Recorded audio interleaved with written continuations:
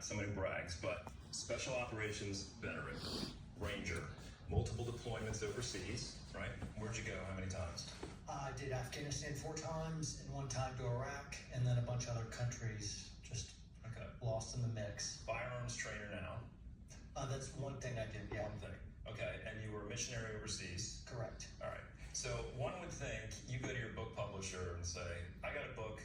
I would think you'd call it The Warrior Way, okay? But that's not the title. It's called The Warrior Poet Way. Are you, you're a poet? What's the poet aspect of all this?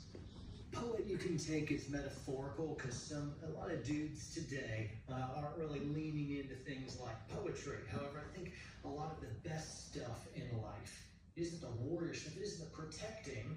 Protecting is a means to an end, but in and of itself is the enjoyment, it's the romance, it's the adventure, it's the majesty, the beauty, the awe, it's the stuff that poets know intrinsically. And so to be a full-bodied, vibrant man, you really need to camp out in both categories, or you're deficient in all. Okay, so you've got the tough, gritty side, Right. tender side, right? And you say, this is interesting, this caught my attention, because you're saying men all have that, but you say, be the most dangerous man in the room, right? Now that's, some people are going to feel threatened by that, right? But what do you mean by it? I'm okay with them being threatened by it. It is uncomfortable to be met with somebody who's bold and dangerous and strong and scary, especially in a very weak and effeminized world. And so I'm quite comfortable with that. But the only way to stop, for instance, bad guys with guns is good guys with guns. That's how all the active killer events are stopped. And so you want dangerous men amongst you. But the thing is dangerous men aren't dangerous to the good people. My kids don't fear me at all, nor does my wife or anyone that knows me. But I think the Taliban does. And that's an important distinction. Let us be dangerous as men. We're supposed to be. Yeah. So a lot of American men, let's face it, they're kind of bored, maybe lethargic, right? I mean, that's why you make an interesting point. I think John Eldridge used to talk about this a little bit. Like, this is why guys get into video games, why they follow sports teams, because what is it about their nature that they need that?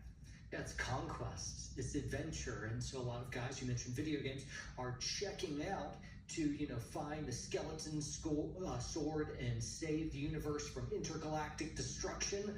And they feel so accomplished. But really just looking at pixels on the screen, you're wasting your life. And it's terrible.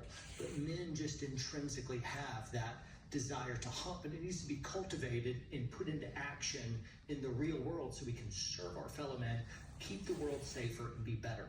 Well, and I guess the problem is if they're not fulfilling that adventurer spirit, they're going to get lost in something that could be destructive to them and their family. Exactly.